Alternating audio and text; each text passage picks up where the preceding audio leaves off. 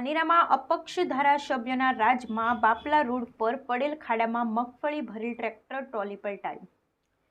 ધાનેરાના બાપલાથી રાજસ્થાનને જોડતા માર્ગ ઉપર ઠેર ઠેર ખાડાઓ સામ્રાજ્ય ફેલાયું। વાહન ચાલકો ત્રાહિમામ। ધાનેરાના ધારાસભ્ય અને માર્ગ અને મકાન વિભાગના અધિકારીઓને નથી પડતા ખાડાઓ નજરે। ધાનેરા બાપલા રોડ પર પડેલ ખાડામાં મગફળી ભરેલ ટ્રેક્ટર ટ્રોલી સાથે પલટ્યું। સદનસીબે મોટી જાનહાનિ ટળી। રોડ ઉપર મસમોટા ખાડાઓને કારણે મગફળી ભરેલી ટ્રોલી ઊંધી પડી જતા જગતનો તાત ખેડૂત મુશ્કેલીમાં મુકાયો।